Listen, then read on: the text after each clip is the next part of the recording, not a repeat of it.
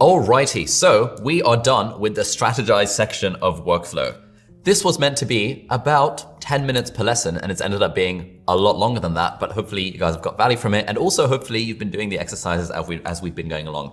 We have talked about the idea of a niche. We talked about the 3 different methods for finding your niche: the hedgehog concept, the core focus, and the house model. Then we talked about our target audience. We talked about the 26 different journaling prompts that you can use to help figure out your target audience avatar. We talked about the bridge of transformation. We talked about their current status quo, their new life, and how you, as the creator, can be the bridge of transformation that takes them from their status quo to their new life. Then we talked about analyzing our market. We talked about the 5 different things we need to do to understand our competition, to figure out their strengths and weaknesses, to map their journeys, to analyze their products, and to analyze their presence overall. And then we talked about all the different ways in which we could have a competitive edge, an authentic edge rather, in the field, so that we could stand out in a crowded market. And like I said, it's not about being better, it is about being different. Then we talked about turning all of this theoretical stuff into more of a strategic plan for our business, having some idea of where we want to be in the next 12 months, having some idea of where we want to be in the next 3 months. And I gave you my whatever system in traction, along with loads of templates to help you with your annual and quarterly planning.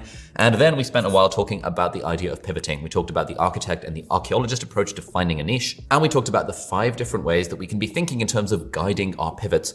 Obviously, none of the stuff we've talked about in this section is fully exhaustive. You know, I've been reading dozens of business books about this and business coaching for the last 2 years, and there's still so much to learn. But hopefully this has been, this is definitely the main stuff that we found has moved the needle most for our creative business and helped us get to a point where we now have a team of 18 people and $5 million plus in annual revenue. So we are done with the Strategize section, obviously still a work in progress, but now let's move on to Systematize. Now that we know all the strategies, how can we turn them into a system which allows us to get leverage and allows us to create content with it being not so much of a heavy lift? So welcome to the Systematize section of the workflow module of this course. Let's go for it.